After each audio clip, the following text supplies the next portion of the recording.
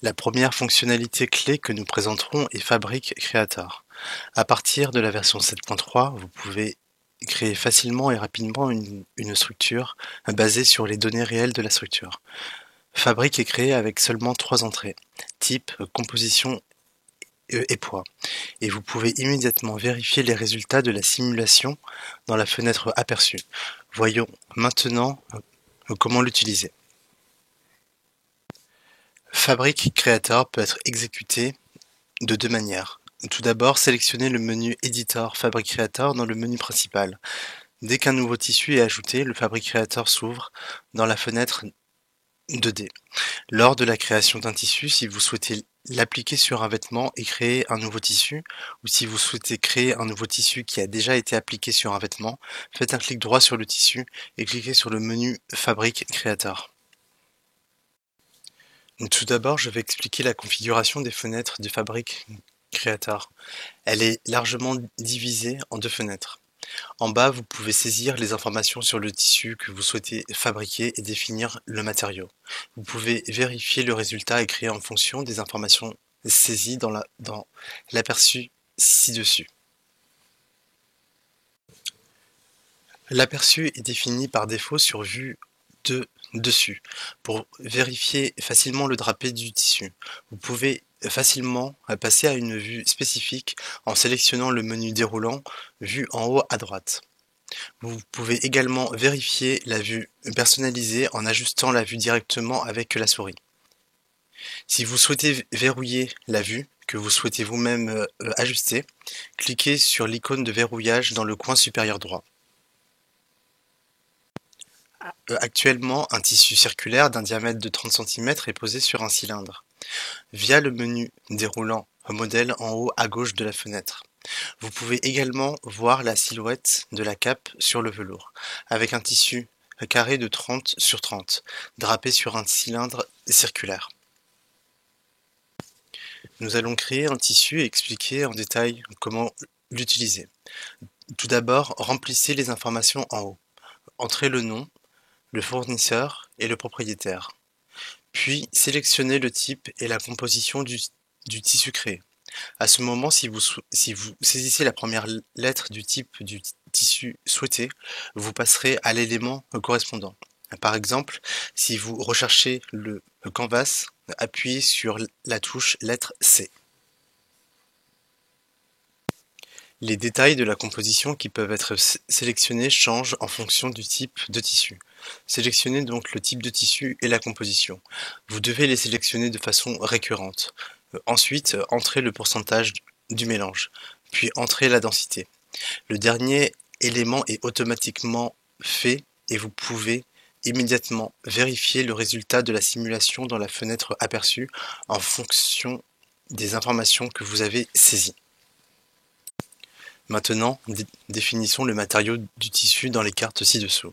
Il existe 3 façons de définir des matériaux dans Fabric Creator. Tout d'abord, si vous disposez d'une carte qui correspond au type de tissu, vous pouvez l'ajouter vous-même et définir le matériau souhaité. Deuxièmement, si vous n'avez pas de carte, vous pouvez utiliser la texture par défaut de clos. Cochez utiliser les pré-réglages de texture clos pour vérifier la texture qui correspond au type de tissu. Vous pouvez sélectionner et appliquer la texture souhaitée. Et enfin, vous pouvez créer et appliquer des textures avec l'intelligence artificielle en cliquant sur l'icône de la baguette magique située sur le côté droit du menu carte. Après avoir créé le tissu en définissant les propriétés physiques et la texture, si vous devez ajuster les propriétés physiques en détail, cliquez sur l'onglet Détail à gauche. Jusqu'à la version 7.3, 16 paramètres étaient utilisés pour exprimer les propriétés physiques du tissu. Fabric Creator exprime les propriétés physiques du tissu avec un total de 20 paramètres, en ajoutant 4 taux de croissance aux paramètres existants. En conséquence, la gamme de propriétés pouvant être exprimées s'est élargie. De plus, même lors de l'ajustement des valeurs des propriétés physiques, vous pouvez immédiatement vérifier les résultats de la simulation en fonction des valeurs ajustées dans la fenêtre aperçue, ce qui facilite les modifications. Cependant, modifier directement les propriétés détaillées signifie modifier les résultats générés en fonction des informations sur le tissu. Autrement dit, il faut être prudent lors des modifications car les propriétés physiques changent, et quelles que soient les informations sur le tissu initialement renseigné.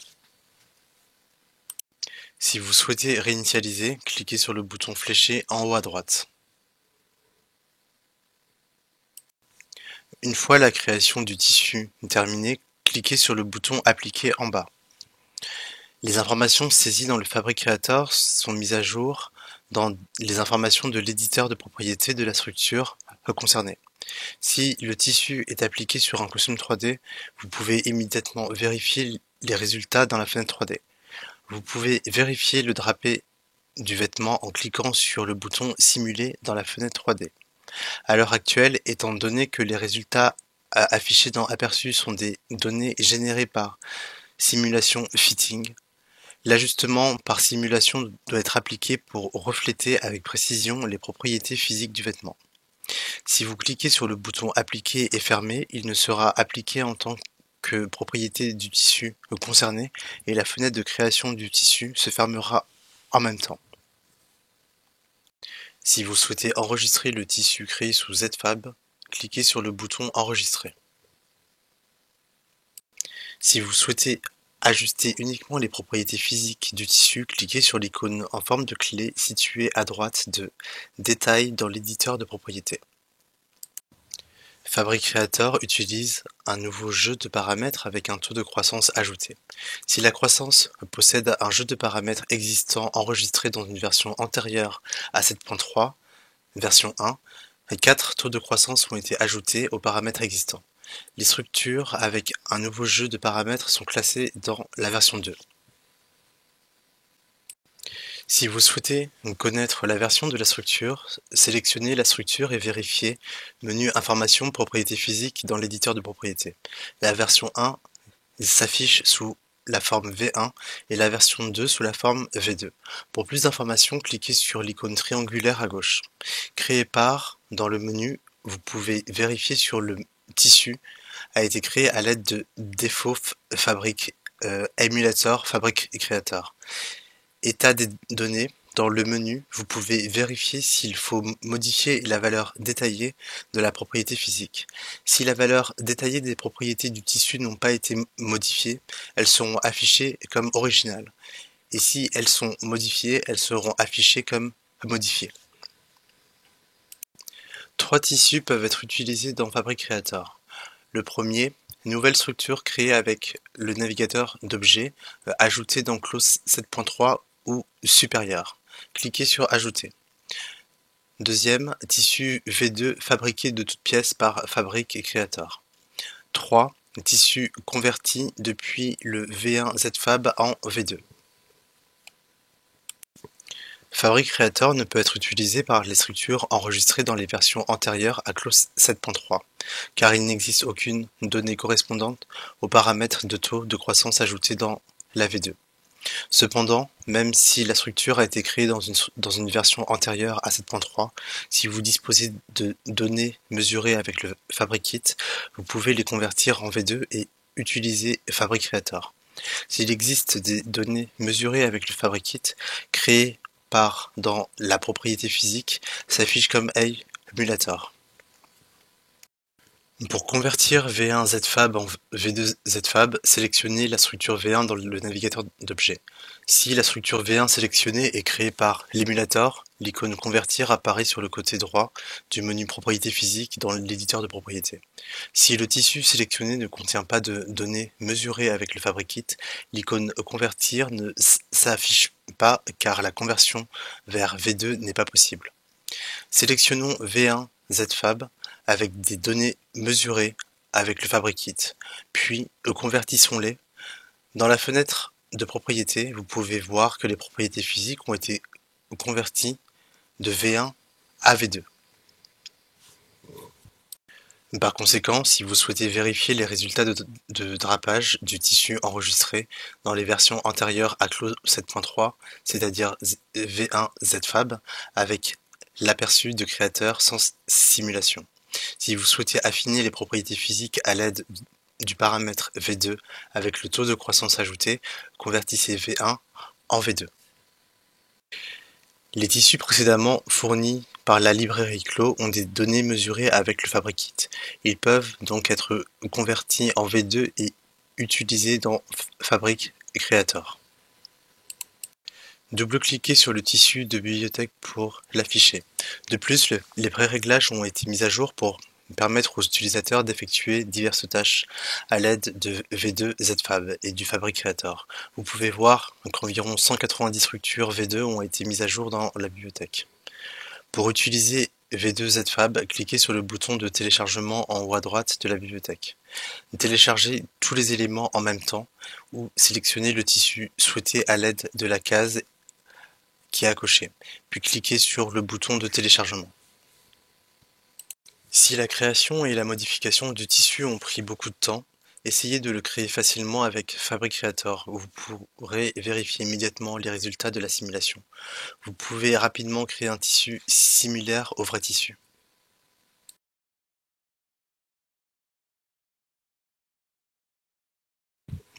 La deuxième chose à introduire est le générateur de texture AI dans les fonctionnalités clés.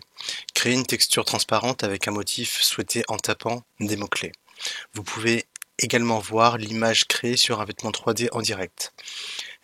Récemment, le générateur de texture AI a été testé en tant que service bêta et n'est disponible que pour les bêta-testeurs qui s'inscrivent à l'avance.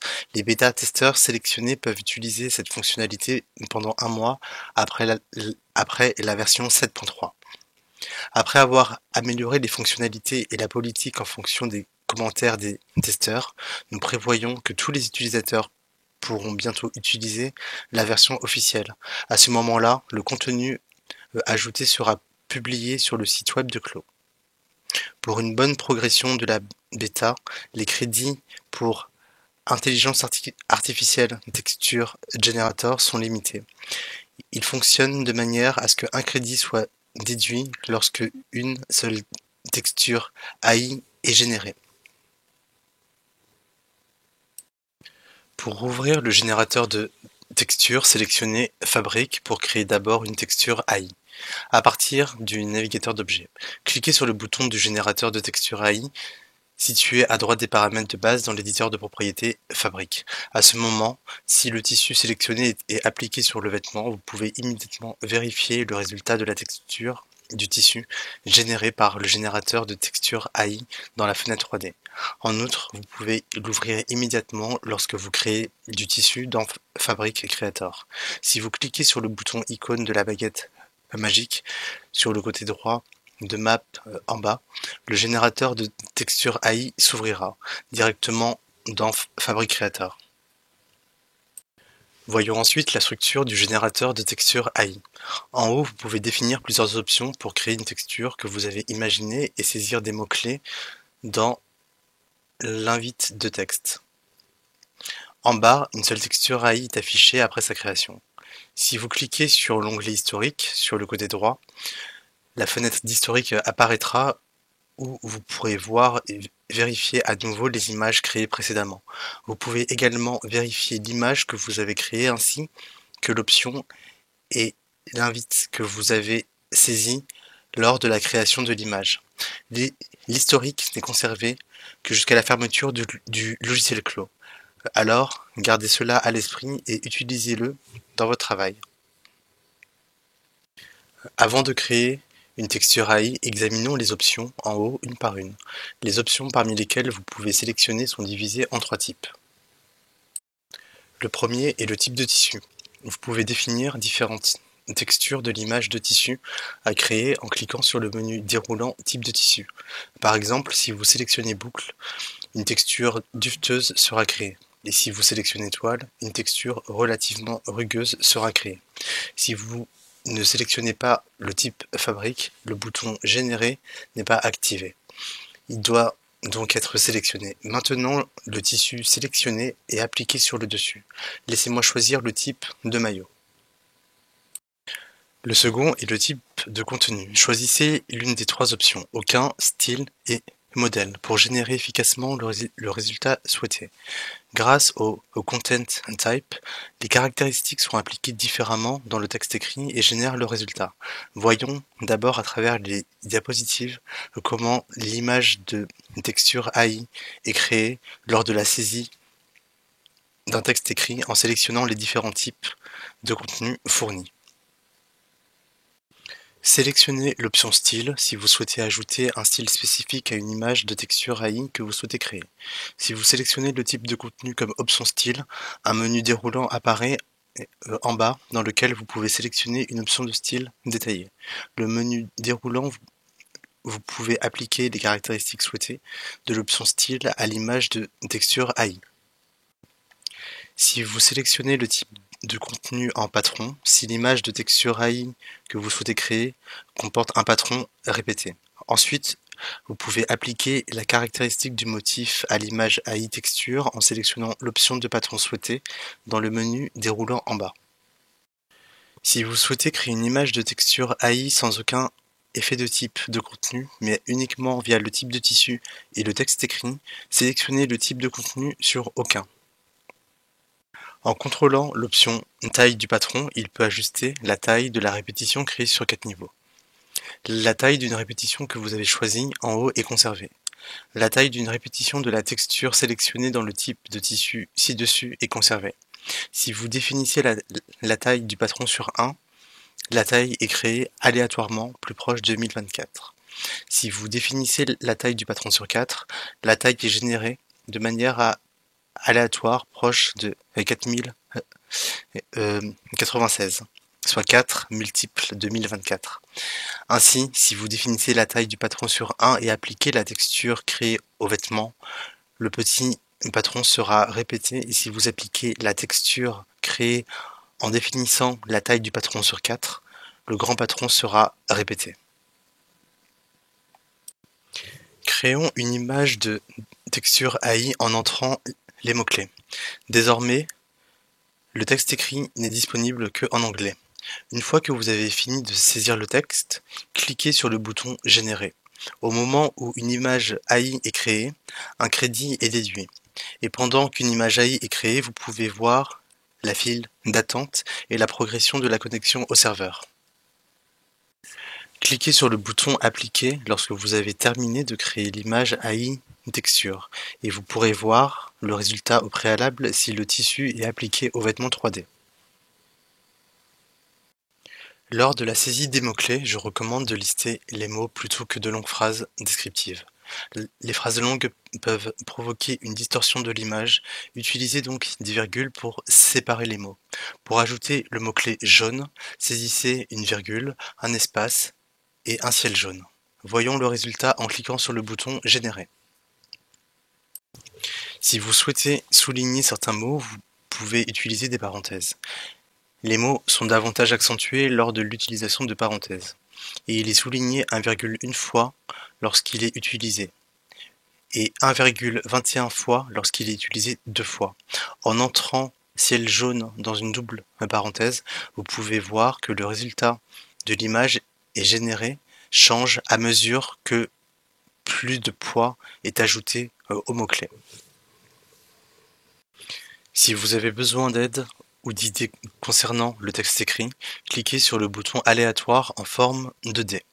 Le type de contenu et le texte écrit sont remplis de manière aléatoire en conservant le type de tissu et la taille du patron définis dans les options ci-dessus.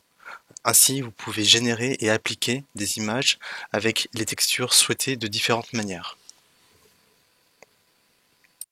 Pour générer autant d'images nouvelles et diverses que possible, le générateur de texture AI affiche des résultats différents à chaque fois, même si vous saisissez le même texte. Si vous souhaitez mettre à jour votre texte tout en préservant autant que possible les résultats existants, vous pouvez cliquer sur l'icône en forme d'épingle. En passant votre souris sur l'icône en forme d'épingle, une infobulle indiquant « Maintenez le texte pour générer un résultat similaire ». Comme pour la description dans l'infobulle, cliquez sur l'icône épingle pour vous permettre de créer une nouvelle image avec une sensation similaire à celle générée précédemment. Gardez à l'esprit que les résultats peuvent différer en fonction des textes supplémentaires ou modifiés.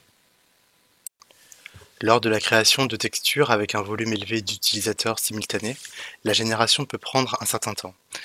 Dans tel cas, vous pouvez utiliser le générateur de texture AI et effectuer d'autres tâches pendant le temps d'attente. Si le temps d'attente devient long, vous pouvez réduire la fenêtre en cliquant sur le bouton fléché dans le coin supérieur droit. Une fois la génération terminée, la formulation sera mise à jour, permettant une utilisation efficace.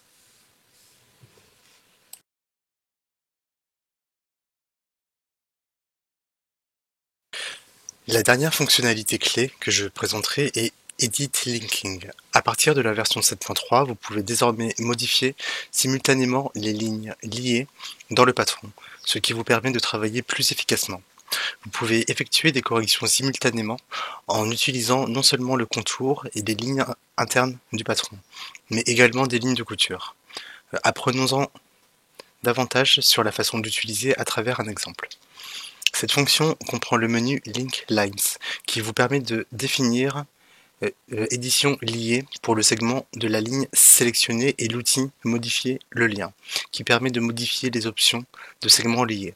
Nous allons vous montrer comment configurer l'édition liée pour les lignes sélectionnées via le menu Ligne de lien et comment modifier les lignes de lien définies par erreur via la fonction Modifier le lien. Tout d'abord, nous allons vous apprendre à utiliser le patron de la parementure de la veste pour configurer l'édition liée lorsque la ligne sélectionnée n'est pas cousue. Tout d'abord, sélectionnez l'outil Modifier le patron dans la barre d'outils 2D sur la droite. Sélectionnez ensuite le segment de la ligne pour lequel vous souhaitez configurer l'édition liée. Je vais sélectionner le contour des épaules du patron du revers. Si vous cliquez avec le bouton droit sur la ligne sélectionnée, vous pouvez voir le menu lié les lignes en bas. Lorsque vous cliquez sur le menu Link Lines, vous pouvez voir que la ligne sélectionnée est surlignée en bleu. Et lorsque vous survolez le contour du patron, pour lequel Linked Editing est défini, elle est mise en surbrillance avec la ligne pointillée. À ce stade, la direction dans laquelle la ligne de liaison est définie est déterminée en fonction de la direction sélectionnée, telle que la ligne de couture. Elle doit donc être sélectionnée avec prudence. Je choisirai de rendre les lignes pointillées parallèles. Ensuite, vous pouvez voir que les deux segments connectés par Link Lines sont reliés par une ligne pointillée et sont liés par une flèche à deux pointes, au point central de la ligne pointillée. Si vous sélectionnez un espace vide dans la fenêtre de patron 2D, les lignes pointillées des lignes liées ne seront pas visibles et vous pourrez vérifier si elles sont liées en cliquant à nouveau sur la ligne. Voyons maintenant comment les lignes liées sont modifiées simultanément. Avec l'outil Modifier le patron, modifions les points latéraux du col du patron de la parementure. Comme vous pouvez le constater, le point latéral du patron de devant lié est également modifié. Avec l'outil Modifier la couture, ne montrant que les lignes de couture, et vous pouvez voir que la ligne actuellement liée n'est pas cousue et que les longueurs des deux lignes sont différentes. Modifions-le à l'aide de la fonction Modifier le lien. Vous pouvez vérifier les sous-outils en appuyant longuement sur l'outil Modifier le patron dans la barre d'outils 2D à droite. Parmi celles-ci, sélectionnez la fonction Modifier le lien. Ensuite, sélectionnez la ligne liée que vous souhaitez modifier et cliquez avec le bouton droit sur la ligne liée pour voir les options de modification. Si vous examinez chaque option, vous pouvez d'abord dissocier la ligne liée à l'aide de la fonction ligne dissociée en haut. En cliquant sur le retourner direction, l'option changera la direction dans laquelle la ligne liée est modifiée. À ce stade, la flèche sur la ligne pointillée apparaît dans une seule direction. Vous pouvez donc distinguer la direction liée. Par exemple, si le point sélectionné se déplace vers le bas, le point sur la même ligne liée est modifié vers le bas dans la même direction. Mais lorsque inversé, la direction est sélectionnée, lorsque le point sélectionné est déplacé vers le bas, le point sur la ligne liée est modifié dans la même direction opposée vers le haut. Cela va arriver. Les options d'inversion de direction peuvent également être définies dans l'éditeur de propriétés sur la droite. La dernière option est ajouter de la couture au lien. Cette option est visible uniquement lorsque les lignes de liaison sont définies sur des lignes sans couture où vous pouvez coudre automatiquement les lignes liées en cliquant sur l'option. Et si vous déplacez le point final du segment de la ligne pour lequel les lignes de lien sont définies avec la fonction modifier le lien sélectionné, vous pouvez modifier le nombre de lignes de lien. Si vous vérifiez avec l'outil modifier la couture, vous pouvez voir que la quantité de couture définie en fonction des lignes de liaison a également été automatiquement modifiée pour correspondre. Les lignes de liaison sont actuellement définies en unités de segment de ligne. Elles peuvent être définies lorsque vous devez relier une partie du segment de la ligne entier. Par exemple, lorsque vous voulez utiliser la couture libre. Il est également possible de relier plusieurs segments de ligne à un seul segment de ligne. De même, sélectionnez l'outil Modifier le patron dans la barre d'outils 2D. Sélectionnez le segment de ligne égal à 1. Cliquez avec le bouton droit sur le segment de ligne et cliquez sur le menu Lier les lignes. Ensuite, cliquez sur le premier segment de ligne à lier. Maintenant, la touche Maj du clavier enfoncé et sélectionnez plusieurs lignes de segments de ligne à lier ensemble. Ensuite, comme vous pouvez le constater, deux segments de ligne sont liés à un segment de ligne et lorsqu'un segment de ligne est modifié, les deux segments de ligne sont modifiés en même temps. Cette fonction peut être utile dans les utilisations où plusieurs patrons de même taille sont cousus encore et encore. Si les lignes que vous souhaitez lier comportent déjà des lignes de couture définies, vous pouvez lier les lignes plus facilement à l'aide de l'outil Modifier la couture. Tout d'abord, sélectionnez l'outil Modifier la couture dans la barre d'outils 2D. Alors, faites un clic droit sur la ligne de couture à lier et sélectionnez le menu Link Line. Ensuite, vous pouvez voir que les lignes cousues sont liées comme indiqué. Avec l'outil Modifier la couture, sélectionnez Cliquez avec le bouton droit sur le segment de la ligne où la ligne de lien est définie. Et vous pouvez immédiatement cliquer sur la fonction Dissocier la ligne pour la dissocier. Une autre chose à garder à l'esprit est que si une ligne de couture est supprimée d'une ligne de lien, d'une ligne liée, le lien pour cette ligne est automatiquement libéré. Et lors de la création d'un patron avec l'outil Trace, tous les segments de ligne peuvent être créés automatiquement. Sélectionnez l'outil Trace dans la barre d'outils 2D et traçons la quantité de parmentures dans le patron du dos de la veste comme patron. Cliquez sur le segment de ligne que vous souhaitez tracer comme patron et cliquez avec le bouton droit sur le segment de ligne sélectionné pour voir le menu Tracer le patron avec lien. Lorsque vous cliquez sur le menu, le patron tracé apparaîtra en surbrillance et créera une motif de patron 2D en sélectionnant un espace vide. Ensuite, vous pouvez voir que le patron créé est lié et dupliqué avec une ligne pointillée. Et si vous sélectionnez l'outil Modifier le patron et apporter des modifications, vous pouvez voir qu'il est immédiatement reflété dans le patron lié. Le processus le plus efficace pour configurer cette fonction consiste d'abord à créer la forme des vêtements dans le même ordre qu'auparavant, en organisant le patron, en cousant le patron et en simulant, puis en sélectionnant plusieurs lignes de couture à définir pour modifier la liaison et l'application de tout à la fois. Faire les choses dans cet ordre peut grandement simplifier le processus de configuration. Auparavant, l'édition liée n'était pas possible que patron par patron. Donc si l'édition du patron prenait un certain temps, essayez d'utiliser la fonction Link Line pour éditer le patron plus facilement.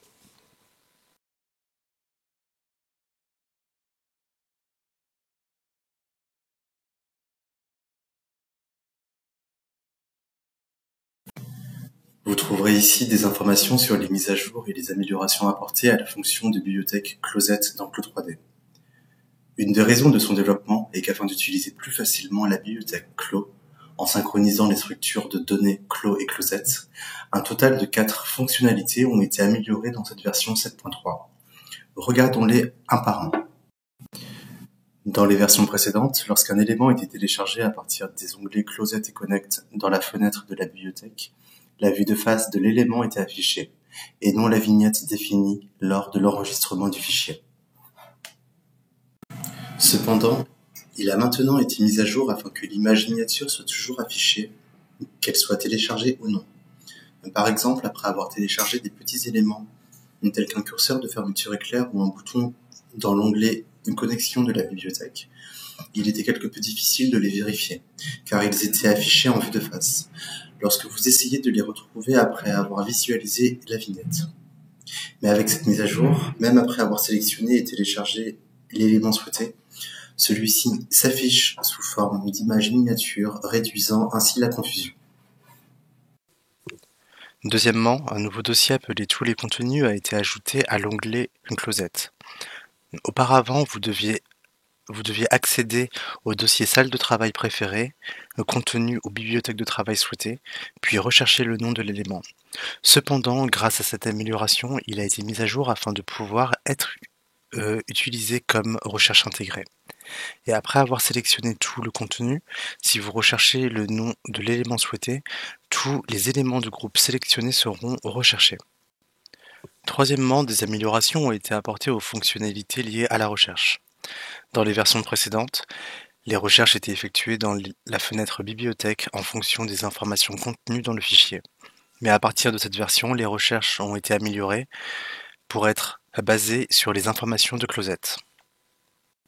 Lors de la recherche d'un texte, s'il n'y avait aucun résultat, aucun message distinct apparaissait. Cependant, à partir de cette version, le message « Il n'y a pas de résultat de recherche » s'affiche clairement, vous permettant d'utiliser la fonction de recherche de manière plus intuitive pour vérifier si la recherche en cours est terminée. Et cette fois-ci, c'est l'amélioration finale. Avec les versions précédentes, après avoir téléchargé un fichier depuis la librairie, vous deviez les glisser, déposer à nouveau ou double-cliquer dessus pour ouvrir le fichier téléchargé. Cependant, à partir de la version 7.3, la fenêtre Ouvrir a été améliorée afin que le fichier puisse être ouvert immédiatement après le téléchargement.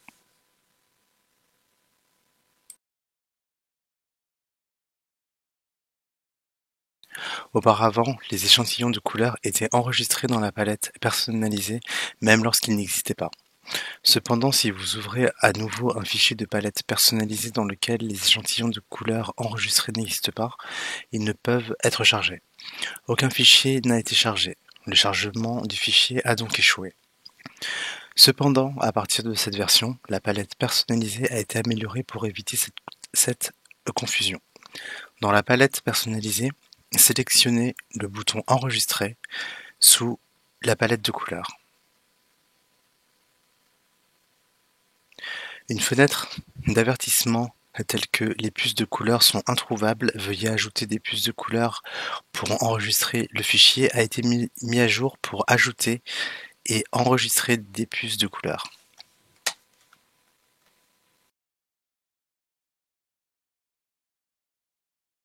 Layer est une fonctionnalité qui vous permet de simuler facilement le moment où des patrons ou des vêtements doivent se chevaucher en définissant ce qui doit sortir ou ce qui doit entrer à l'intérieur.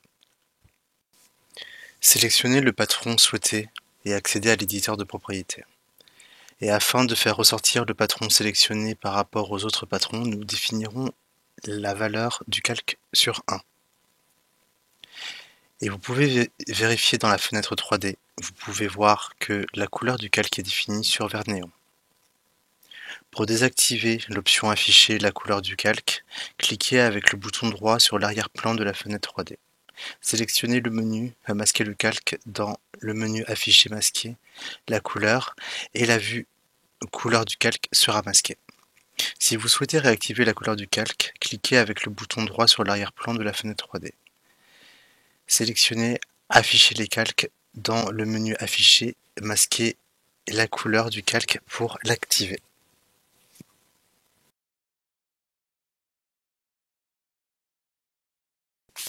À partir de cette version, vous pouvez désormais enregistrer des images miniatures dans des fichiers ZSE Scène. Auparavant, seuls les fichiers ZSE Scène étaient enregistrés sans fichier d'image, miniature distinct, et le fichier ne pouvait être identifié que par son nom. À partir de la version 7.3, vous pouvez enregistrer des images miniatures afin de pouvoir vérifier les miniatures lors de votre inscription dans la bibliothèque Clos. Enregistrons le fichier en tant que fichier ZSE-Scène et vérifions l'image miniature de la bibliothèque Clos.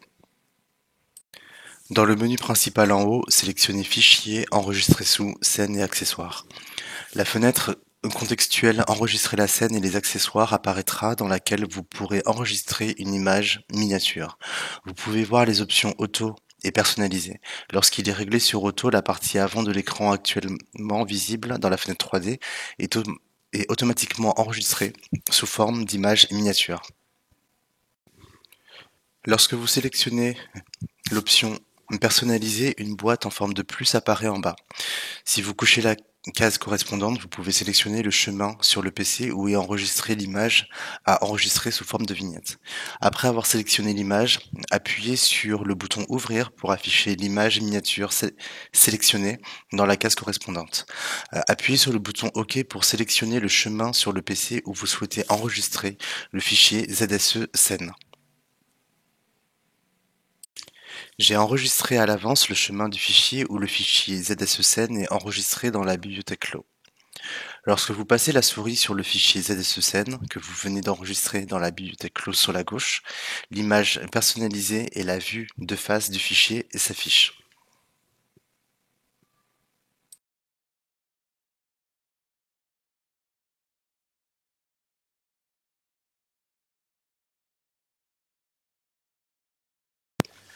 Voici quelques mises à jour et améliorations 2D.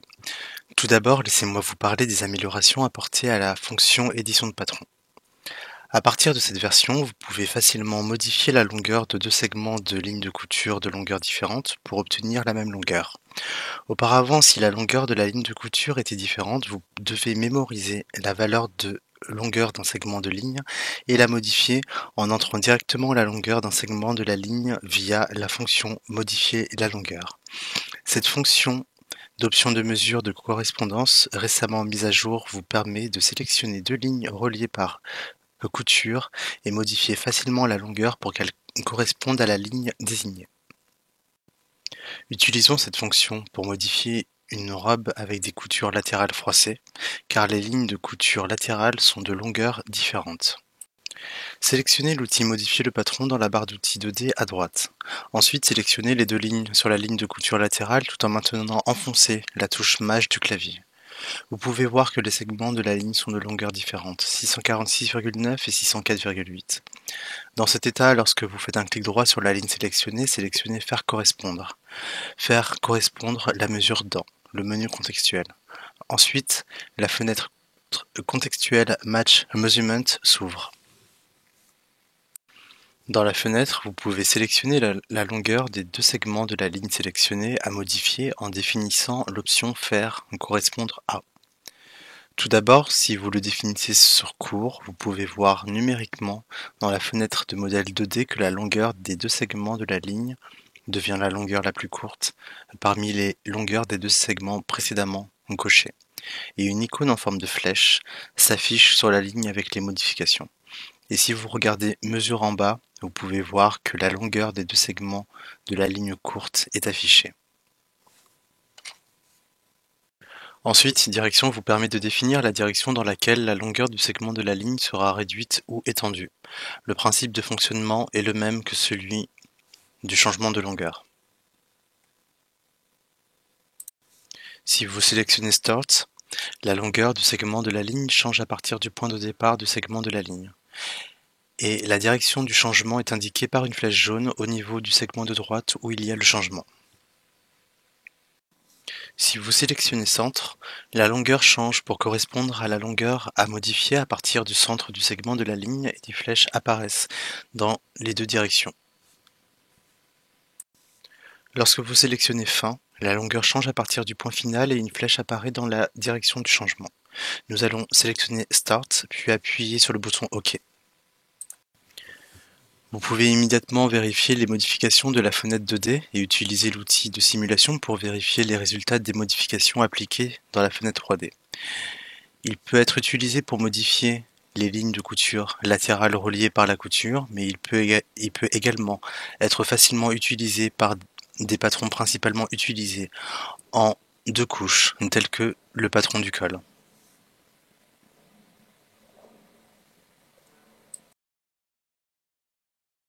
Si vous regardez le patron du col, il est cousu en 2 couches à l'aide de la fonction Layer Clone. Sélectionnez l'outil Modifier le patron. Sélectionnez le contour du patron de la bande du cou où le patron du col est cousu en même temps. Cliquez avec le bouton droit et sélectionnez Faire correspondre la mesure. Cette fois-ci, sélectionnez Court pour ajuster un segment de la ligne court. Puis sélectionnez Début pour direction. Dans la fenêtre 2D, vous pouvez voir immédiatement que la valeur du contour du patron pour lequel Layer Clone est défini change également. Cliquez sur le bouton OK pour l'activer. De même, appuyez sur le bouton Simulation pour appliquer les modifications au vêtement.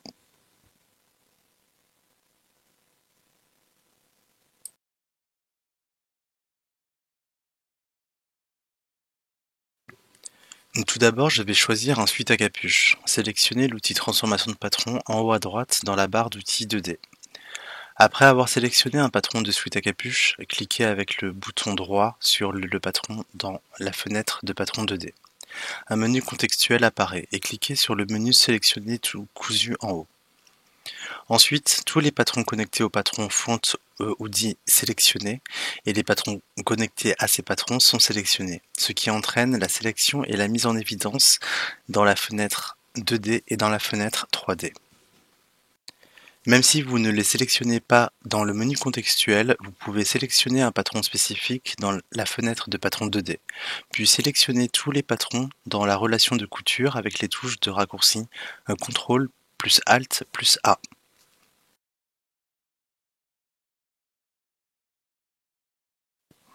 De plus, vous pouvez sélectionner tous les patrons en double-cliquant sur un patron spécifique dans la fenêtre de patron 2D ou la fenêtre 3D. Vous pouvez également sélectionner 2 produits en même temps en double-cliquant sur un patron tout en maintenant enfoncé la touche Maj de votre clavier.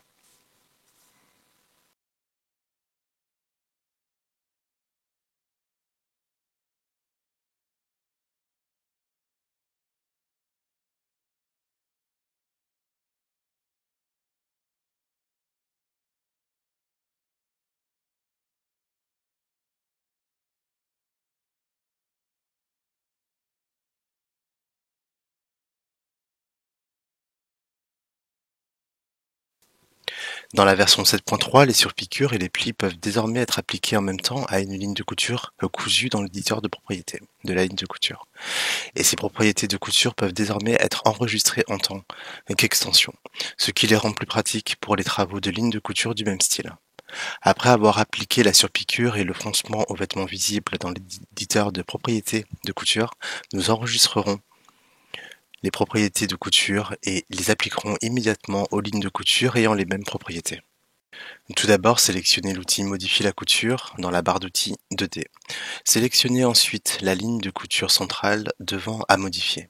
Ensuite, la fenêtre de propriétés de droite apparaîtra et vous pourrez voir que de nouvelles options surpiqûre et puckering ont été créées.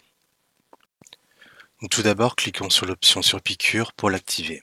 Et ensuite, les propriétés détaillées requises pour appliquer Dapstitch à la ligne de couture apparaîtront en bas. Les options sont les mêmes que lorsqu'elles sont appliquées directement à la ligne de couture à l'aide de l'outil surpiqûre de la ligne de couture existante. Tout d'abord, lorsque vous cliquez sur l'option surpiqûre, la dernière surpiqûre sélectionnée dans le navigateur d'objets est automatiquement appliquée et vous pouvez la modifier selon le style de surpiqûre souhaité en cliquant sur l'icône déroulante à droite. À l'heure actuelle, le style de surpiqûre inclus dans le menu déroulant est le même que la liste de styles enregistrés dans le navigateur d'objets. Les modifications liées au style de surpiqûre peuvent être apportées dans l'éditeur de propriétés inférieur qui apparaît après avoir sélectionné le style dans le navigateur d'objets comme auparavant. Si vous sélectionnez à nouveau l'outil Modifier la couture, revenez à l'éditeur de propriétés de couture et examinez les propriétés détaillées restantes. Vous pouvez voir que les menus qui sont apparus lorsque vous avez créé la surpiqûre et sélectionné la surpiqûre sont les mêmes. Ensuite, définissons le froncement sur la même ligne de couture pour lui donner un aspect plus réaliste. Sélectionnez le puckering dans les options juste en dessous pour l'activer. Le froncement, comme la surpiqûre, est automatiquement appliqué au style de froncement sélectionné en dernier lieu dans le navigateur d'objets et peut être modifié en cliquant sur l'icône déroulante. Vous pouvez utiliser les options étendre, décalage et placement pour ajuster la position de l'application et l'espacement des plis.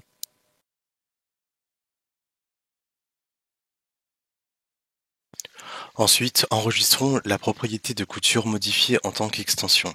L'extension peut être enregistrée sous forme de fichier SSP, y compris toutes les valeurs d'options de l'éditeur de propriété de couture, telles que le type de couture, l'angle et la tension, ainsi que les surpiqûres et les plis appliqués en plus. Cliquez sur le bouton Enregistrer en haut à droite de l'éditeur de propriété. Après avoir sélectionné le chemin à enregistrer, cliquez sur le bouton Enregistrer pour enregistrer. Maintenant, appliquons le fichier SSP enregistré à une ligne de couture qui utilise les mêmes valeurs de propriété. Tout d'abord, sélectionnez l'outil Modifier la couture dans la barre d'outils et sélectionnez la couture à appliquer.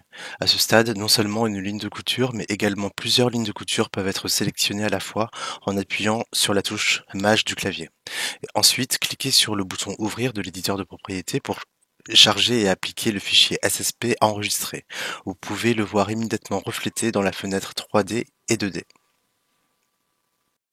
Même si vous n'accédez pas à la fenêtre de propriété, vous pouvez également l'appliquer en faisant glisser et en déposant le fichier SSP, et en le plaçant sur la ligne de couture, tout comme les autres fichiers d'extension existants. De cette façon, vous pouvez l'appliquer à plusieurs lignes de couture qui utilisent la même valeur d'attribut à la fois, ce qui peut être utile pour réduire le temps de travail.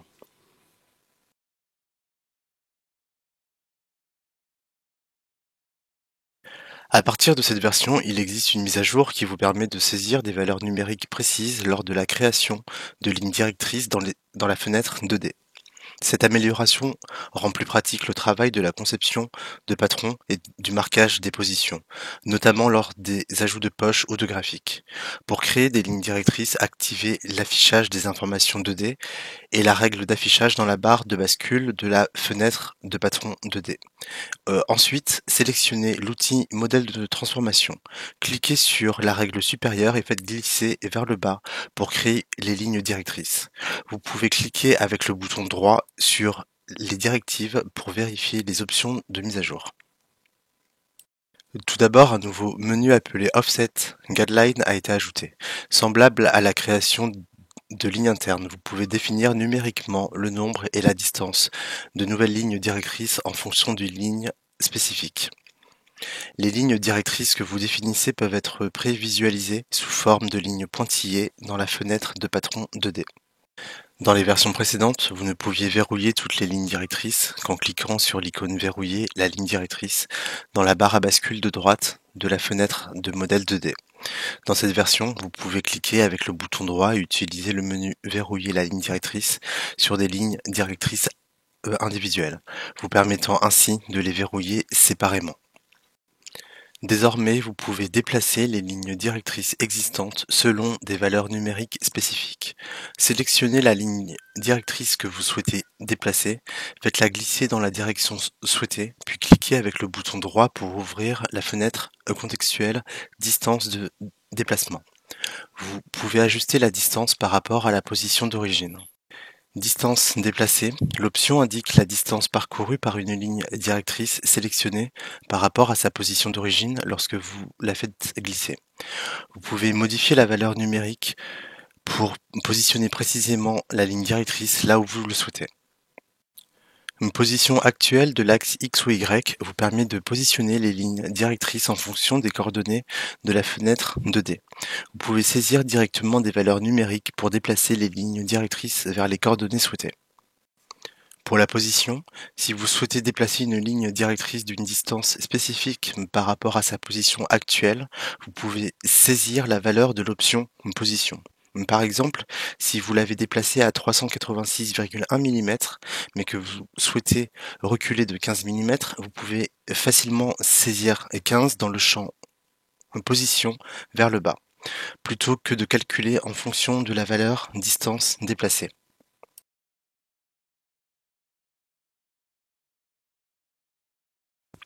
À partir de cette version, la fonctionnalité cloner en tant que pièce de patron a été ajoutée. permettant la couture automatique lors de la duplication de formes internes et de lignes internes. Voyons comment créer des poches et des étiquettes à l'aide de cette fonction. Si le contour du patron, comme poche, n'a pas été entièrement cousu, vous pouvez utiliser la fonction pour dupliquer des segments spécifiques. Pour créer une poche, commencez par tracer les lignes de base sur le panneau du corps. Sélectionnez l'outil Trace, maintenez la touche Maj enfoncée, cliquez sur les lignes de base et appuyez sur Entrée. Cela connecte les lignes sélectionnées en tant que ligne interne.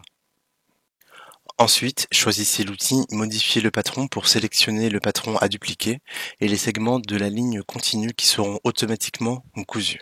Et assurez-vous de maintenir la touche Maj enfoncée tout en effectuant votre sélection. Après avoir sélectionné les segments de la ligne, cliquez dessus avec le bouton droit et sélectionnez Cloner en tant que pièce de patron. Cela crée un patron de poche en reliant les points du début et de fin de segments sélectionnés.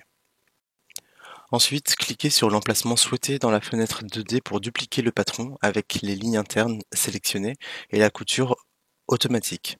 Dans la fenêtre 3D, faites un clic droit sur le patron cousu et choisissez Superposer au-dessus pour un placement rapide. Cela vous permet de créer et attacher rapidement des modèles de poche.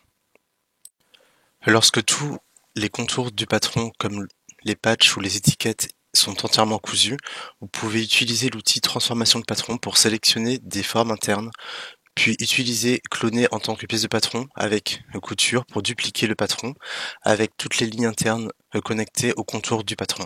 Si le contour du patron est entièrement cousu comme des patchs ou des étiquettes, vous pouvez sélectionner des formes internes et utiliser Cloner comme patron avec couture pour dupliquer le patron avec toutes les lignes de couture. Pour attacher une étiquette, par exemple, créez une forme de rectangle interne sur le patron. Sélectionnez Rectangle interne, cliquez à l'endroit où vous souhaitez que l'étiquette soit attachée. Saisissez la largeur et la hauteur de l'étiquette, puis cliquez sur OK.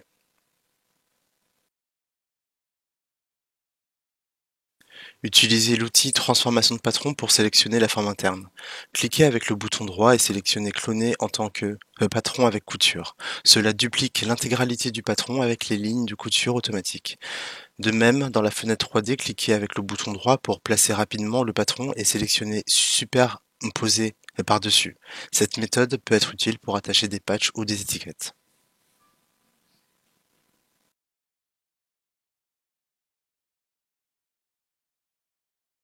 Voici les mises à jour concernant la fonctionnalité épingle. À partir de cette version, vous pouvez désormais sélectionner épingle dans la fenêtre modèle 2D.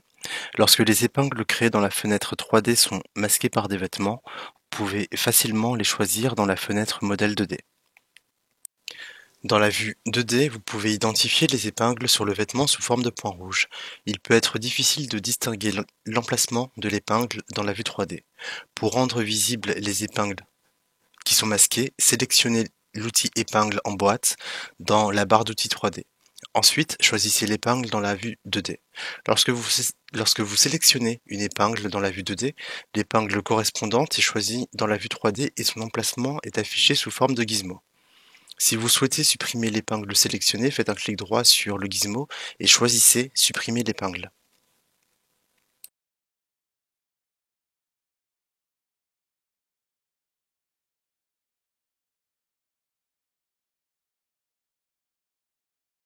Ce qui suit est une mise à jour de la fonctionnalité de pince parmi les fonctionnalités 2D. À partir de cette version, lorsque vous déplacez le point central d'une pince en appuyant sur la touche CTRL, une ligne directrice s'affiche dans le sens de l'inclinaison de la ligne centrale de la pince. Sélectionnez l'outil Modifier le patron, puis cliquez et faites glisser le point central de la pince de la plaque avant. Si vous maintenez la touche CTRL enfoncée tout en faisant glisser, vous remarquerez qu'une ligne de guidage apparaîtra dans la direction de l'inclinaison de la ligne médiane de la pince. Et lorsque vous déplacez le point le long de la ligne directrice souhaitée, le point s'accroche à la ligne directrice. Cette fonctionnalité ne s'affiche que comme ligne de guidage pour le point central reconnu comme une pince. Sinon, la ligne de guidage sera affichée comme la pente du segment de la ligne de chaque côté comme auparavant.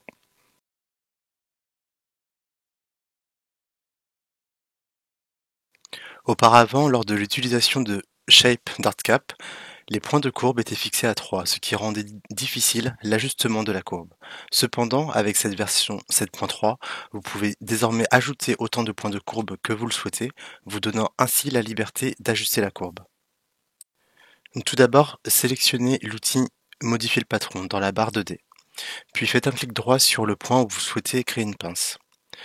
Dans la même fenêtre option, sélectionnez Ajouter une pince ou Ajouter une pince avec plénitude. Dans la fenêtre pince avec Shape d'ArtCap sélectionnez, cliquez sur le bouton OK. Vous pouvez maintenant voir la ligne directrice Shape d'ArtCap qui apparaît et passer le curseur de la souris sur le contour du patron, là où il n'y a pas de point de courbe. Un point de courbe apparaîtra alors au-dessus du segment de ligne, vous donnant un aperçu de l'endroit où appliquer le point de courbe. Vous pouvez maintenant ajouter le point de courbe en cliquant sur l'aperçu de l'endroit où appliquer le point de courbe. Et comme avant, cliquez et faites glisser pour ajuster la courbure du segment comme vous le souhaitez et appuyez sur la touche Entrée.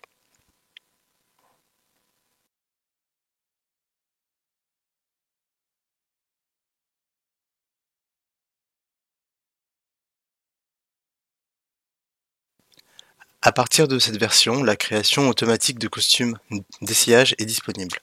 Vous trouverez le nouvel onglet Costume d'essayage dans l'éditeur d'avatar qui permettra d'en créer un manuellement qui n'était auparavant créé que automatiquement lors du chargement d'un nouvel avatar. Par conséquent, les fonctions qui n'étaient disponibles que pour les avatars adultes de forme humaine peuvent désormais être utilisées pour différents types d'avatars dont les bras et les jambes ressemblent à des personnages. Par conséquent, cette fonctionnalité est disponible pour tous les types d'avatars et non pas limitée aux humaines et adultes, comme vous le voyez ici dans l'écran. Le costume d'essayage a pour effet de créer un mannequin d'essayage pour les avatars personnalisés afin de permettre l'essayage automatique des vêtements générés avec la fonctionnalité gradation automatique qui vous évitera de faire une modification de patron vous-même. Voyons maintenant comment cette nouvelle option fonctionne. Pour utiliser la fonction costume d'essayage, vous devez d'abord charger un fichier d'avatar en format AVT, FBX ou OBJ. Ensuite, cliquez Avatar, Éditeur d'avatar dans la barre du menu principal en haut. Une fois dans l'éditeur, vous trouverez le nouvel onglet Costume d'essayage. Si votre avatar est déjà habillé, le costume d'essayage ne peut pas être appliqué. Dans ce cas-là, vous allez être averti par le message suivant. Le fichier ne peut être sauvegardé. Souhaitez-vous le sauvegarder? Et vous pouvez procéder soit en le sauvegardant ou le supprimant. Une fois dans l'onglet Costume d'essayage, l'outil Mesure de la circonférence basique sera activé automatiquement pour que vous ne puissiez prendre les mesures. Il existe deux méthodes pour créer le costume d'essayage, méthode manuelle et automatique. Commençons par la méthode manuelle. Pour la création du costume d'essayage, vous devez définir chaque endroit en ligne de périmètre dans la fenêtre 3D afin que le logiciel reconnaisse la circonférence de chaque endroit de l'avatar. Vous allez voir que vos mesures vont être prises en deux parties, le haut du corps et le bas du corps. La première mesure commence par le milieu du cou, du haut du corps. Celle-ci est déjà sélectionnée et vous pouvez marquer l'endroit dans la 3D. Une fois qu'un élément est marqué, l'icône de gauche de chaque élément s'allumera en couleur bleue pour vous indiquer que la sélection a été bien enregistrée et vous allez être dirigé vers le prochain. Si vous travaillez avec un avatar symétrique, il vous dispose également une option « Créer une bande de mesure symétrique » pour les mesures de l'emmanchure, du coude, du poignet, etc. Avec cette option activée, il suffit de dessiner la bande de mesure seulement sur le côté gauche et sa symétrie arrivera sur le côté droit. Dans la zone où la création de bande est complète, le patron fantôme apparaîtra autour de l'avatar dans la 3D et enfin le bouton Draper le costume d'essayage s'activera en couleur bleue. Cliquez sur ce bouton pour afficher le costume d'essayage et pour activer la simulation. Jetez un coup d'œil pour voir si le costume a été créé correctement et s'il vous satisfait. Vous pouvez enregistrer le fichier. S'il s'agit de l'avatar ayant la morphologie humaine, la méthode automatique peut s'avérer plus efficace. Les étapes sont similaires. Vous commencerez par importer un avatar de votre choix et accéderez à l'éditeur d'avatar de nouveau. Ensuite, il suffit de cliquer sur créer automatiquement un costume d'essayage. Le patron fantôme sera affiché et vous pouvez par la suite cliquer sur le bouton draper le costume d'essayage. Si vous ne voyez pas d'erreur de résultat, vous pouvez l'enregistrer. Si l'automatisation n'a pas réussi à détecter le bon endroit, vous pouvez cliquer l'élément concerné et le bouton supprimer s'activera pour que vous puissiez le supprimer et redessiner de vous-même. Ou bien simplement en faisant un clic droit supprimer. Ensuite, vous pouvez retourner à l'option draper le costume d'essayage en bas de la fenêtre pour activer la simulation de nouveau. À côté de l'option supprimer, il vous dispose également l'option réinitialiser, au cas où vous souhaitez tout recommencer. En cliquant ceci, vous allez être informé par le message suivant. Toutes les lignes dessinées seront supprimées. Souhaitez-vous continuer? Cliquez sur oui pour tout réinitialiser. Le dernier bouton sert à sauvegarder l'avatar avec son costume d'essayage, en format AVT. Vous pouvez maintenant fermer clos et lorsque vous allez ouvrir ce fichier sauvegardé, vous allez retrouver l'avatar avec son costume d'essayage. Pour pouvoir tester ce que l'on vient de créer, nous allons créer un nouveau fichier de projet et importer l'avatar Juju sauvegardé. Ensuite, ajouter un fichier de vêtements existant d'une taille aléatoire, puis cliquez sur l'outil graduation automatique dans la barre d'outils 2D. La fenêtre d'options s'affichera. Après avoir vérifié les paramètres et cliqué sur le bouton OK, le vêtement sera adapté à l'avatar. Ensuite, simulez pour voir s'il est bien ajusté.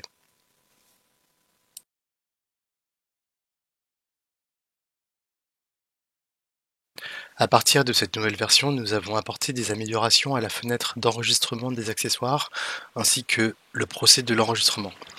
Tout d'abord, pour enregistrer un accessoire, vous devez importer un avatar clos correspondant à l'accessoire que vous souhaitez enregistrer. Comme j'ai créé des accessoires pour l'avatar clos femme, j'importe clos Mia. Lorsque vous cliquez sur avatar, enregistrer un accessoire dans la barre du menu principal en haut, la fenêtre d'enregistrement s'ouvre comme ceci. Des options ont été ajoutées et modifiées par rapport aux versions précédentes. Nous allons regarder ces options ensemble, dans l'ordre, en commençant par le haut. Vous pouvez commencer par sélectionner le type d'accessoire dans le menu déroulant. À partir de la version 7.3, la valeur par défaut a été changée de cheveux à sélectionner. Lors de la sélection de chaussures, vous pouvez choisir les options plates et à talons, comme option supplémentaire. De plus, une nouvelle option objet a été ajoutée. Le fichier d'accessoires peut être importé en cliquant sur le bouton ouvrir comme dans les versions précédentes. Auparavant, seulement les fichiers FBX pouvaient être enregistrés en tant qu'accessoires. Maintenant, les deux formats OBJ et DAE sont ajoutés. Les formats compatibles sont listés à votre droite, FBX, OBJ, DAE. De plus, de nouvelles options d'échelle et de conversion des axes ont été ajoutées.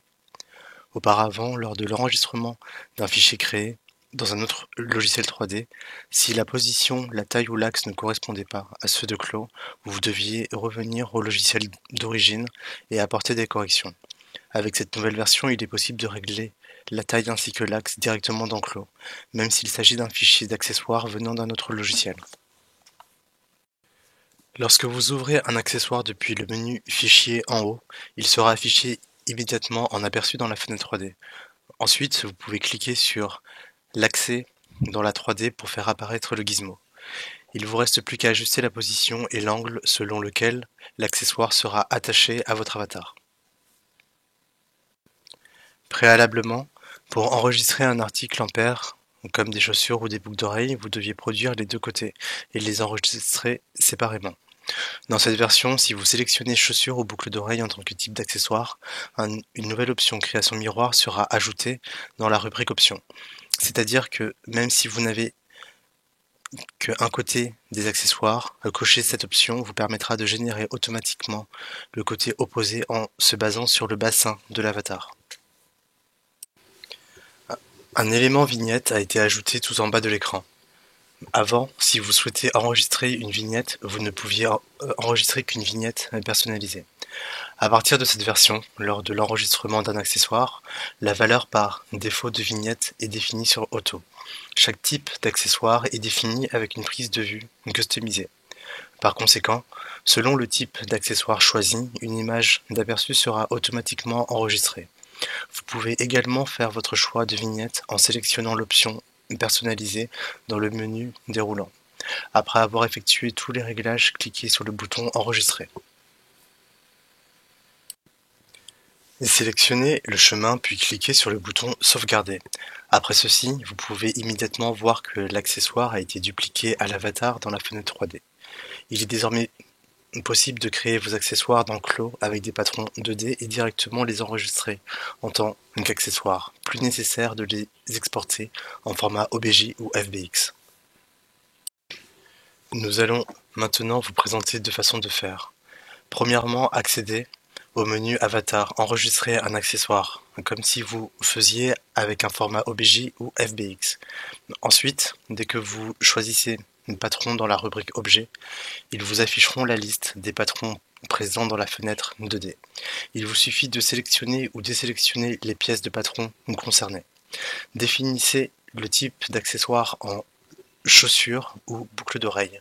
Vous donnera l'accès à l'option Création miroir de nouveau. Après avoir défini la vignette, cliquez sur Sauvegarder. Vous apercevrez que les pièces de patron 2D sont transformées en accessoires et appliquées à l'avatar dans la 3D. Deuxième méthode. Nous allons sélectionner les patrons soit dans la 2D ou dans la 3D. Ensuite, dans la fenêtre 3D, faire un clic droit sur un des patrons sélectionnés.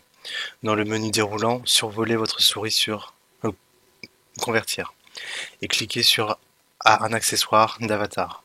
Vous allez ensuite être redirigé vers cette fenêtre que l'on connaît déjà. Nous espérons que cela enrichit vos projets et facilite votre travail.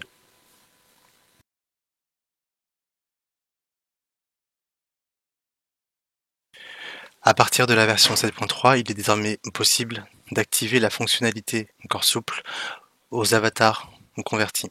Il suffit que l'avatar soit converti par le biais de la fonction conversion automatique d'avatar, que ce soit un avatar de DAS 3D ou d'autres logiciels externes.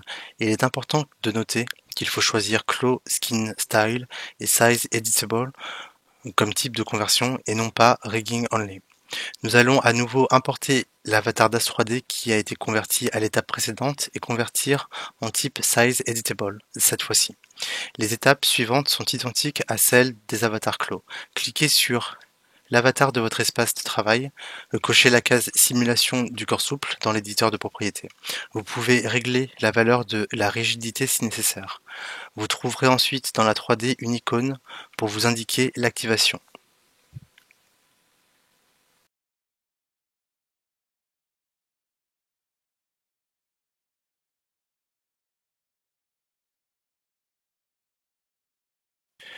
À partir de la version 7.3, il est désormais possible d'activer la fonctionnalité corps souple aux avatars convertis. Il suffit que l'avatar soit converti par le biais de la fonction conversion automatique d'avatar, que ce soit un avatar de DAS 3D ou d'autres logiciels externes. Il est important de noter qu'il faut choisir Clo, Skin Style et Size Editable comme type de conversion et non pas Rigging Only. Nous allons à nouveau importer l'avatar DAS 3D qui a été converti à l'étape précédente et convertir en type Size Editable cette fois-ci. Les étapes suivantes sont identiques à celles des avatars Clo. Cliquez sur l'avatar de votre espace de travail, cochez la case Simulation du corps souple dans l'éditeur de propriété. Vous pouvez régler la valeur de la rigidité si nécessaire. Vous trouverez ensuite dans la 3D une icône pour vous indiquer l'activation.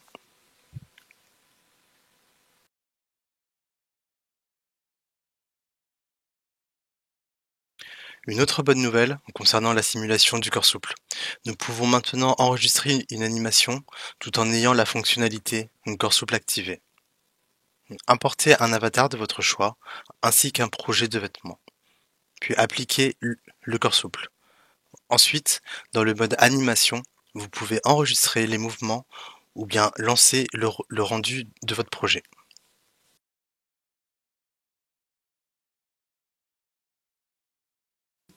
Il y a quelques améliorations concernant l'interface lors de la modification des articulations d'avatar. Tout d'abord, nous allons activer les articulations dans la barre d'outils verticale 3D. Cette option, anciennement appelée Afficher les articulations au rayon X, a été changée à Afficher les articulations d'avatar pour que sa fonctionnalité soit plus évidente. Dans les anciennes versions, lorsqu'on activait les articulations, l'avatar et son vêtement étaient rendus translucides. Avec la nouvelle version, l'interface a été modifiée pour montrer l'avatar et les vêtements avec leur texture d'origine et leur transparence. Les articulations arrivent au-dessus de ceux-ci pour que les utilisateurs puissent travailler sans être empêchés avec son affichage. Cela va permettre d'éviter d'activer et désactiver cette option à plusieurs reprises.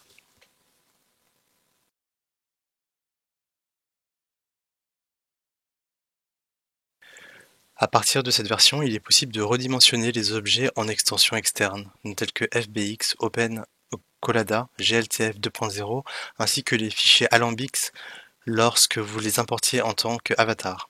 Cette option était exclusive au format OBJ dans les anciennes versions. Lorsque vous cliquez sur l'objet de la fenêtre 3D, vous apercevez l'icône Scale redimensionné, en haut à droite du gizmo. En cliquant sur ceci, vous ferez apparaître le gizmo de redimensionnement, qui peut être mettre à l'échelle par axe X, Y et Z. Si vous survolez votre souris au milieu du gizmo, les lignes diagonales apparaîtront et celles-ci vous permettront de mettre vos objets à l'échelle en gardant la proportion d'origine. Nous pouvons également aller dans l'éditeur de propriété pour insérer directement dans la rubrique Spécifications, Échelle locale. Il est accompagné de l'option Verrouiller le format d'image. Dans le cas des avatars contenant les articulations, vous allez avoir un bouton violet lorsque vous affichez les articulations d'avatar. Ce bouton vous donnera l'accès au gizmo d'échelle.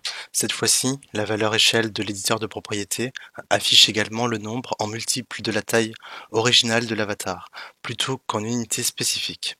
En revanche, veuillez noter que l'avatar, par défaut de clos, ne peut être mis à l'échelle pour des raisons de compatibilité avec l'éditeur d'avatar.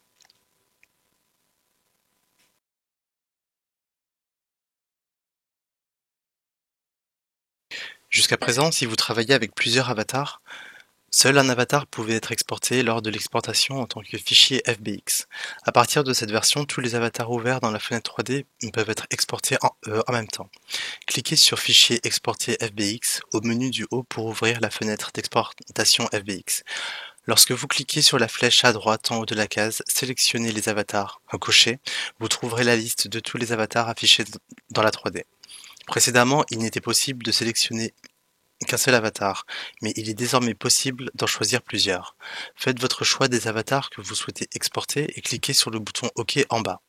Nous allons charger le fichier que nous venons d'exporter pour voir que tous les avatars sélectionnés et exportés sont inclus et importés.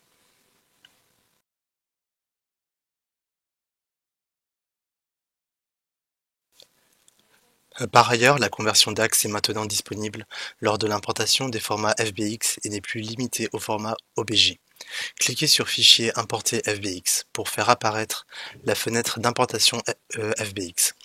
Définissez le type d'objet entre avatar et mercerie et ensuite vous avez la possibilité d'inverser les axes en bas de la fenêtre.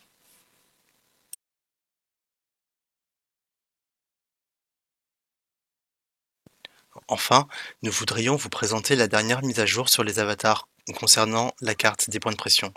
Dans la version précédente, la carte de points de pression affichait seulement les endroits où le vêtement avait des points de contact avec l'avatar.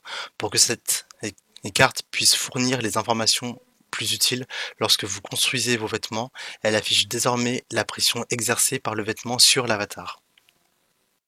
Cliquez sur la carte dans la barre d'outils verticale 3D, une carte d'essayage, pression des vêtements sur avatar.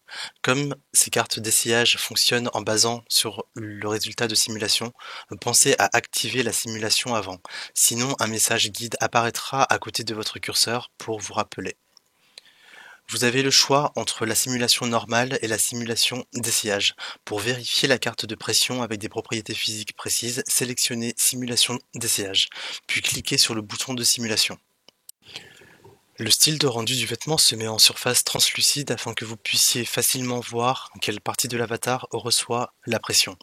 Parallèlement, le degré de pression exercé sur l'avatar est indiqué en couleur dégradée.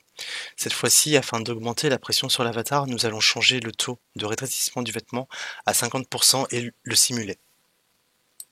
Si vous souhaitez connaître la valeur exacte de la pression sur une partie spécifique, il vous suffit de cliquer sur l'endroit de la fenêtre 3D. Ensuite, la valeur s'affichera en kilopascal. Il est possible de modifier les propriétés de la carte des points de pression pour définir la pression plus en détail en fonction de la couleur. Cliquez sur le menu principal, Préférences, Propriétés des cartes. L'onglet Pression a été ajouté. Changez la couleur de votre valeur et elle sera appliquée dans la 3D simultanément.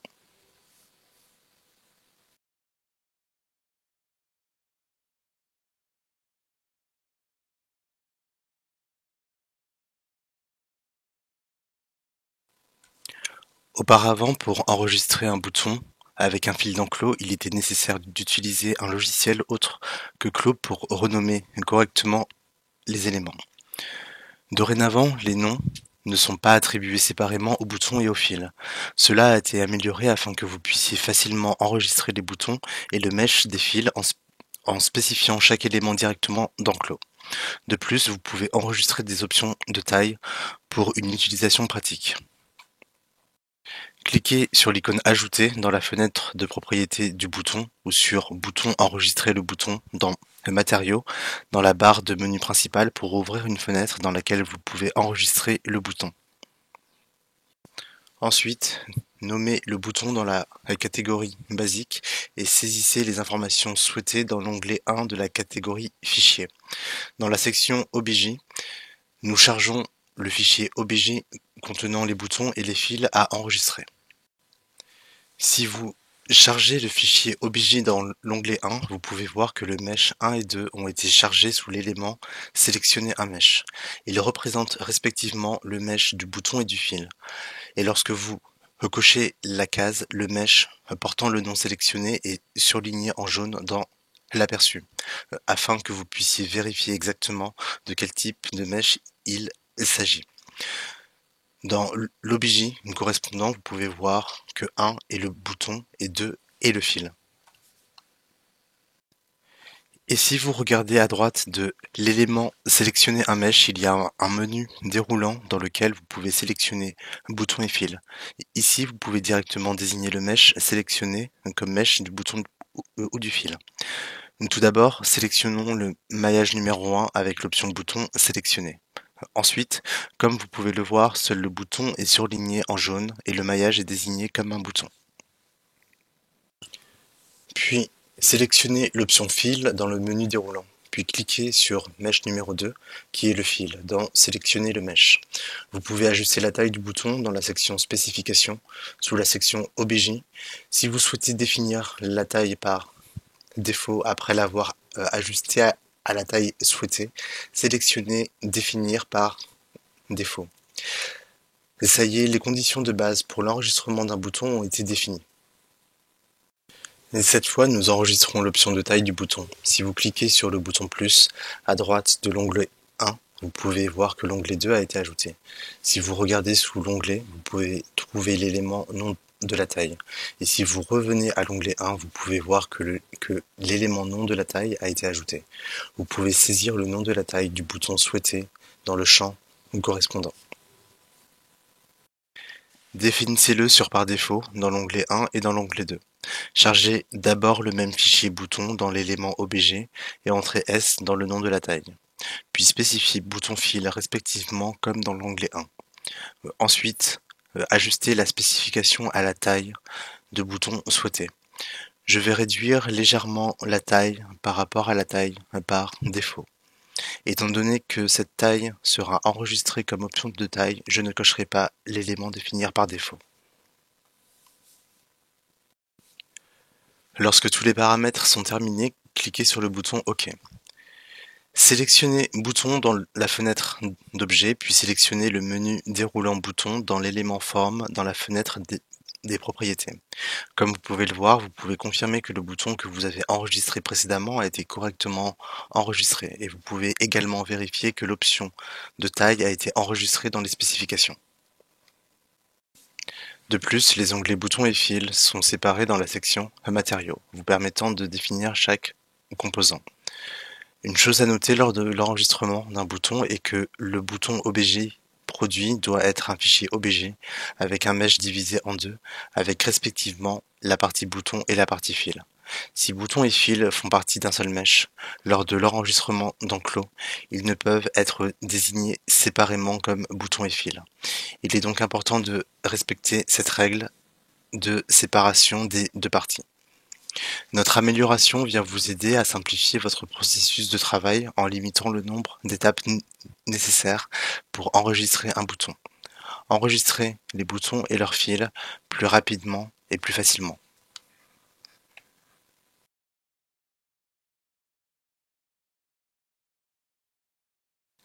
À partir de la version 7.3, la couleur de la texture utilisée dans le bouton peut être supprimée grâce à la fonction désaturation, exactement de la même façon que sur la texture de couleur pour un tissu. Après avoir cliqué sur le bouton avec la texture appliquée dans le navigateur d'objets et regardé l'élément matériaux dans l'éditeur de propriétés en bas, vous pouvez voir que la fonction désaturation a été ajoutée sous texture dans les paramètres de base. La méthode de fonctionnement est la même que pour la texture sur un tissu. Cliquez sur l'option désaturation pour l'activer, puis ajustez la valeur d'intensité, d'ombre et de luminosité. Appliquons une couleur sur la texture désaturée. Comme pour la texture du tissu, vous pouvez constater que la couleur sélectionnée est appliquée au-dessus de la texture en contraste de gris. Vous pouvez ajuster la texture du bouton plus facilement grâce à cette fonctionnalité.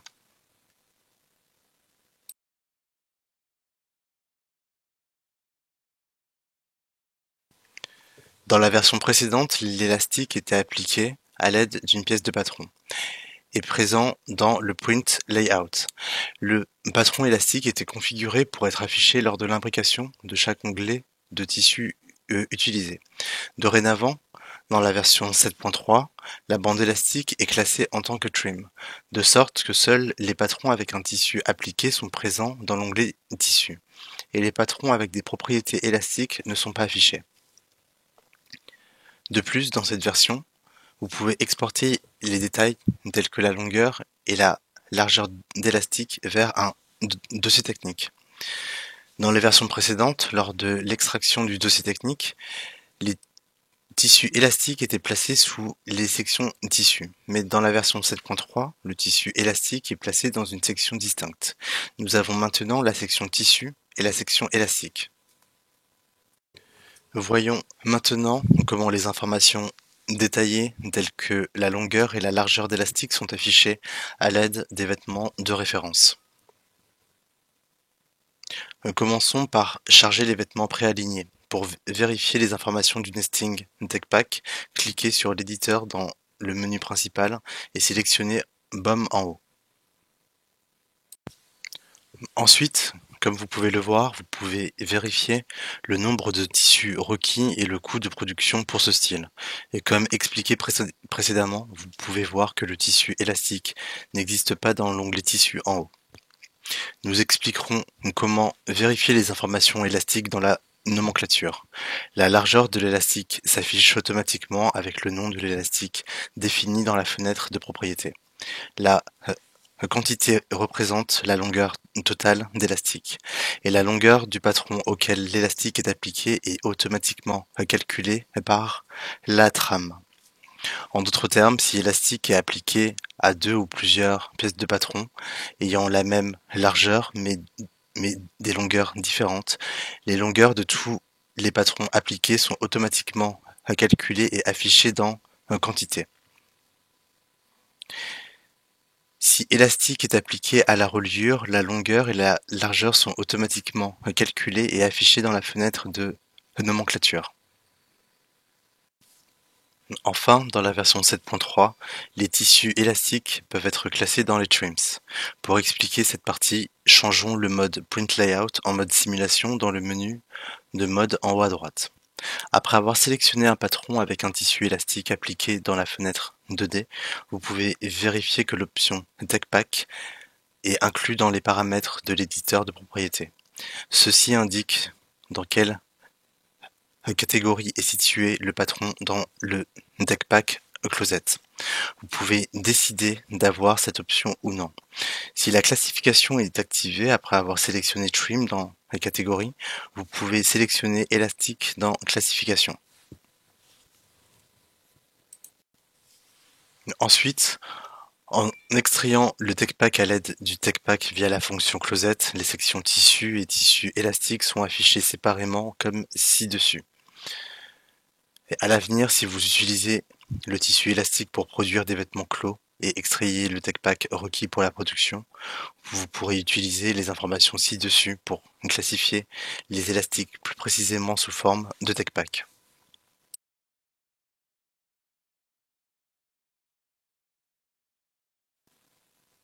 Auparavant, lors de l'application du seam taping au contour du patron, le seam taping rectangulaire n'était pas appliqué à la fin du contour. Cependant, à partir de la version 7.3, le seam taping a été mis à jour pour s'étendre, permettant d'appliquer celui-ci jusqu'au bord du patron. Tout d'abord, appliquons du seam taping sur le contour du patron. Sélectionnez l'icône seam taping dans la barre d'outils 2D. Ensuite, cliquez sur le contour du patron pour appliquer le seam taping.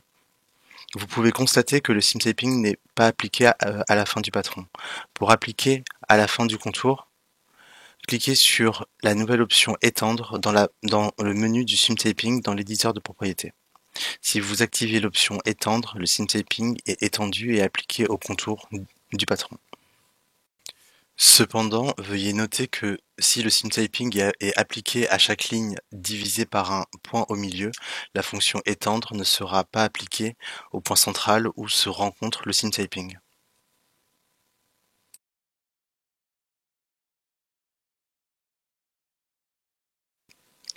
Voici les améliorations liées à l'ajout d'un imprimé. Jusqu'à présent, lorsque vous appliquez un imprimé en utilisant ajouter un imprimé au tissu et que vous voulez appliquer la texture de normal, vous deviez charger la même texture de normal et l'ajouter à la même taille que celle sur le tissu. Dès à présent, dans la version 7.3, la fonction utiliser la même texture de normal a été ajoutée afin que l'on puisse utiliser automatiquement la texture de normal du tissu de dessous. Tout d'abord, cliquez sur l'icône Ajouter un imprimé à l'extrême droite des trois icônes à gauche du style de tissu, dans la fenêtre du navigateur d'objets, pour ajouter un imprimé à placer au-dessus du tissu existant. Un imprimé a été ajouté comme indiqué à l'écran, et vous pouvez voir qu'il n'y a pas de relief, car la texture de normal n'est pas encore appliquée. Vous pouvez activer, utiliser la même texture de normal que le tissu. Lorsque vous cliquez sur Imprimer sous le style Tissu, les propriétés correspondant à l'imprimé apparaissent dans l'éditeur de propriétés en bas et vous pouvez voir que l'option Utiliser la même texture de normal que le tissu a été ajoutée dans le menu Matériaux. Par défaut, elle est désactivée et lorsque vous cliquez sur l'option, la texture de normal de l'imprimé est définie pour être la même que celle du tissu. La texture de normal de l'imprimé est connectée à celle du tissu, et les menus et boutons de la texture de normal sont désactivés. Désactiver utiliser la même texture de normal que le tissu. Si vous désactivez à nouveau l'option utiliser la même texture de normal que tissu, les propriétés existantes seront conservées et le menu et boutons de la texture de normal seront activés.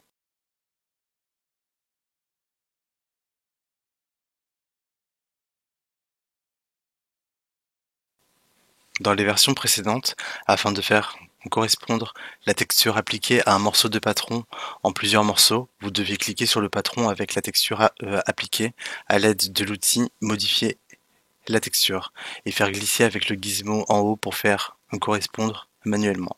Cependant, avec la version 7.3, la fonction faire correspondre le droit fil qui vient ajuster le droit fil sur les deux patrons et les connecter parfaitement.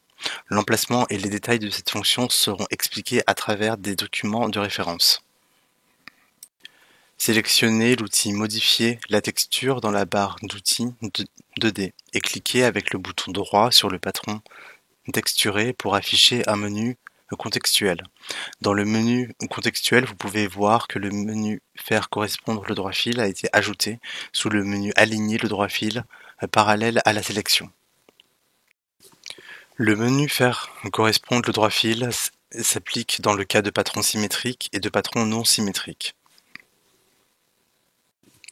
Tout d'abord, si vous cliquez sur le menu Faire correspondre le droit fil, dans le cas d'un patron symétrique, vous verrez la phrase Sélectionner une ligne à faire correspondre qui est affichée sous le curseur.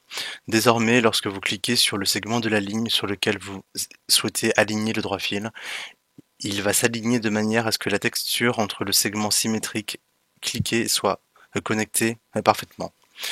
Par conséquent, si le droit fil sur le patron symétrique est dans le sens anti-horaire, le sens du droit fil sur le patron sélectionné est également aligné dans cet anti-horaire et la texture est connectée pour faire correspondre parfaitement. Ensuite, s'il ne s'agit pas d'un patron en symétrie, cliquez sur le menu Faire correspondre le droit fil et la phrase Sélectionner une ligne de référence s'affichera sous le curseur. Ensuite, cliquez sur le segment qui sera sur la ligne de référence. Le texte sous le curseur se transforme en Sélectionner une ligne à faire correspondre et cliquez sur le segment à faire correspondre au droit fil et à la texture du deuxième patron sélectionné. La texture est maintenant alignée de sorte que la texture entre le segment de la ligne cliquée et la ligne de base soit parfaitement connectée. Cependant, après avoir fait correspondre la texture à l'aide de cette fonction, si vous passez en mode Print Layout et faites la distribution sur le rouleau, la texture correspondante se déplace de manière aléatoire. Cette partie sera améliorée à l'avenir pour permettre la distribution sur le rouleau tout en conservant la texture correspondante.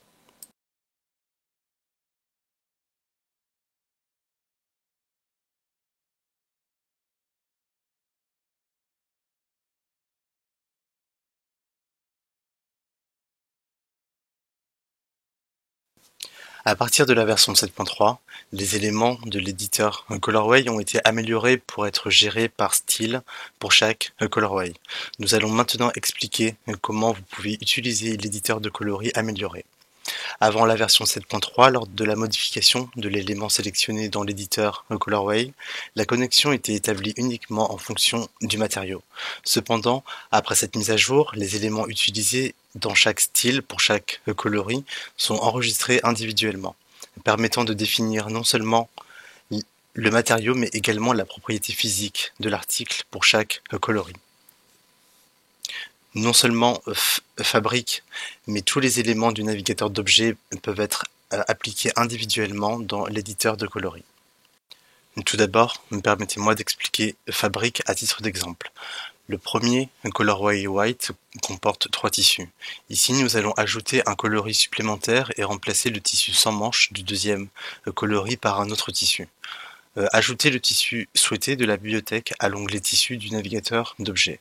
Et si vous l'appliquez en le faisant glisser et en le déposant sur le premier tissu du deuxième colorway, non seulement le matériau du tissu, mais aussi la propriété physique seront nouvellement appliquées, contrairement à avant. De cette façon, chaque coloris différent peut désormais avoir ses propriétés matérielles et physiques. Ensuite, appliquons également les graphiques. J'ajouterai un graphique A au Colorway White et un graphique B d'une taille différente au deuxième Colorway Pink. Tout d'abord, nous ajouterons 2 styles de graphiques au navigateur d'objets en sélectionnant le bouton Ajouter et définirons chaque style en faisant glisser et en déposant le style souhaité pour chaque coloris. Comme modifié dans la version précédente, seule l'image de texture pouvait être modifiée dans le même matériau, mais elle a été maintenant améliorée afin que vous puissiez définir librement l'image, la taille et les matériaux du style souhaité ainsi que les paramètres détaillés. Si vous souhaitez voir tous les tissus utilisés, Dans tous les coloris dans le navigateur d'objets, vous pouvez activer et désactiver l'icône dans le coin supérieur gauche de la fenêtre pour voir si vous souhaitez voir uniquement les éléments du coloris sélectionné ou tous les éléments colorway que possède le vêtement. De cette façon, définissez les propriétés souhaitées pour chaque tissu graphique, bouton et fermeture éclair, pour chaque coloris et utilisez-les dans diverses variantes de conception.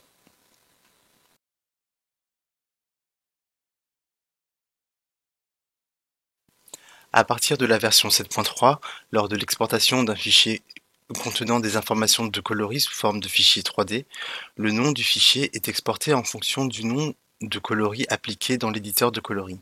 Avant les versions 7.3, lors de l'exportation sous forme de fichier 3D, le nom était exporté avec un numéro plutôt qu'un nom de coloris. Cependant, à partir de cette version, les fichiers sont enregistrés selon le nom défini dans le Colorway Editor. Dans l'éditeur de coloris, définissons le nom du coloris sur blanc pour le premier, rose pour le second et vert pour le troisième. Et dans le menu principal, allez dans Fichier, Exporter et sélectionnez le fichier OBJ dans la troisième section où vous pourrez l'enregistrer en tant que fichier OBJ 3D. Sélectionnez ensuite un emplacement pour l'enregistrer et sélectionnez le bouton Enregistrer. Et ici, cochez l'option Enregistrer les coloris en bas et sélectionnez le bouton OK.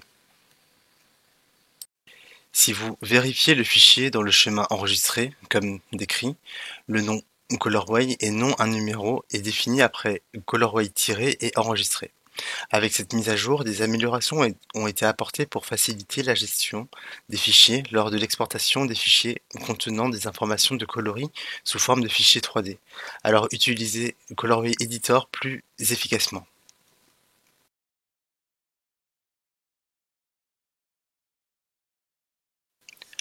À partir de la version 7.3, les modèles créés peuvent être automatiquement placés dans un état optimisé en mode UV Editor, rendant le processus d'exportation de textures plus pratique. Tout d'abord, changez le mode UV Editor dans le coin supérieur droit. Comme vous pouvez le constater, les UV ne sont pas actuellement alignés. Vous pouvez donc les placer de manière optimale puis bake la texture. Sélectionnez l'outil UV Packing en bas de la barre d'outils de l'éditeur UV à droite. Ensuite, une barre de progression apparaîtra et elle sera automatiquement emballée dans un état optimisé UV 01.